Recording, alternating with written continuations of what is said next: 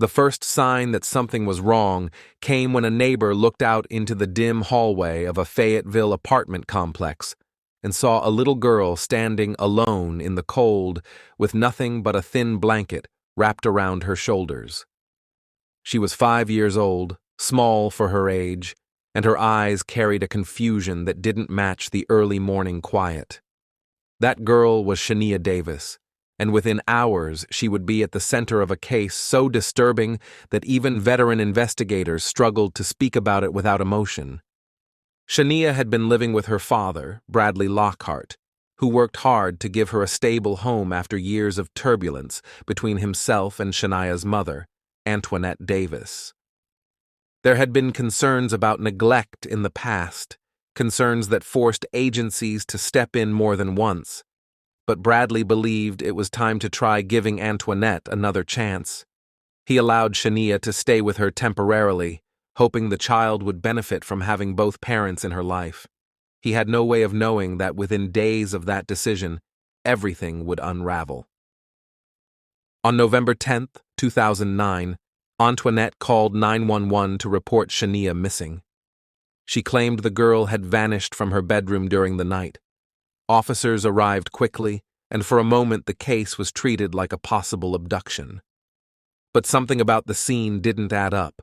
There were no signs of forced entry, no sounds reported by neighbors, and Antoinette's behavior, nervous, evasive, strangely detached, sent a current of unease through the detectives trying to piece together the truth. As they questioned her, she shifted between confusion and rehearsed certainty, a pattern that pushed investigators to look beyond the surface. While officers searched the apartment and spoke to neighbors, surveillance footage from a Sanford hotel surfaced. It showed a man stepping into the lobby holding a small child who looked exactly like Shaniya. The child's head rested on his shoulder, limp and exhausted, her body hanging in a way no conscious child ever would. The man was identified as 29-year-old Mario Andrette McNeil. Detectives immediately knew they were no longer dealing with an ordinary missing child call. They were staring at hard proof that Shaniya had been taken out of the city by someone with a criminal record and no connection to her family. The deeper investigators dug, the more disturbing the picture became. Antoinette had been allowing people involved in drug activity to frequent her home. Witnesses later said she had discussed giving Shaniya to McNeil as part of a debt.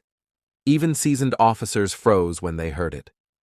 The idea that a mother would intentionally hand over her child to a man like McNeil was nearly impossible to process, yet the evidence kept pointing to the same conclusion.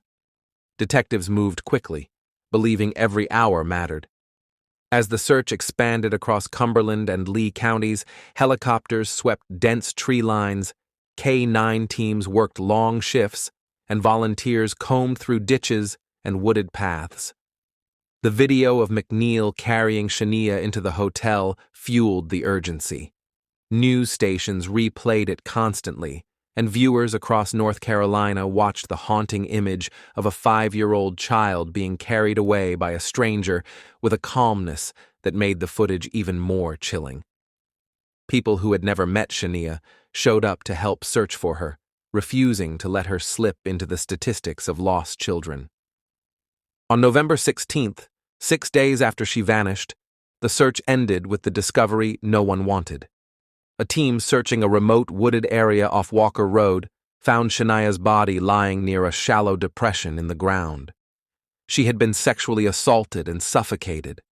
The silence of the woods stood in sharp contrast to the chaos that followed as officers secured the scene. Investigators later described the moment as one of the heaviest of their careers. The forest, quiet and indifferent, held the end of a nightmare no child should ever have endured. McNeil was arrested and charged with kidnapping, rape, and murder. Evidence against him was overwhelming. The hotel footage, cell phone records tracing his movements, and forensic evidence linking him directly to the location where Shaniya was found.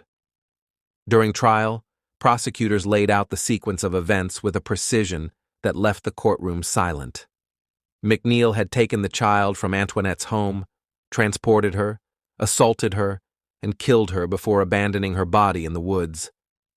His expression barely changed as graphic testimony and photographs were presented.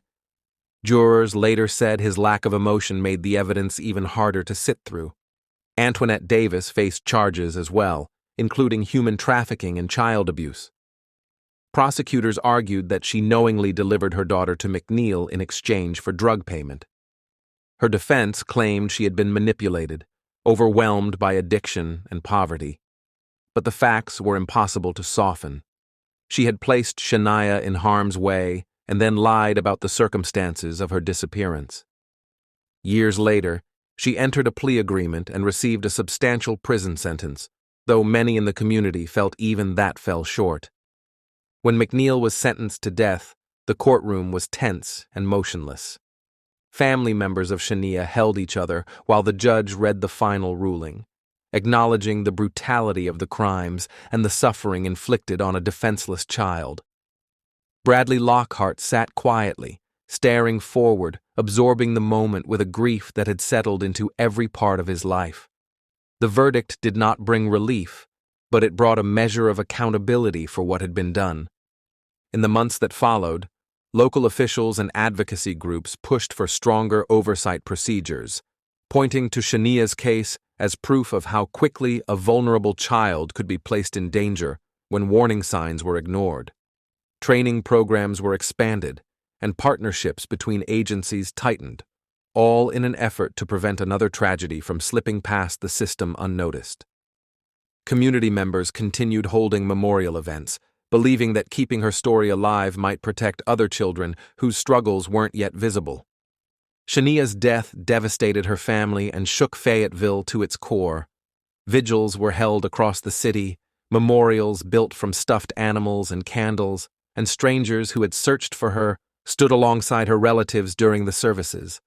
Officers who worked the case still recall the weight that settled over their department, a reminder of how vulnerable children can be when the people meant to protect them fail.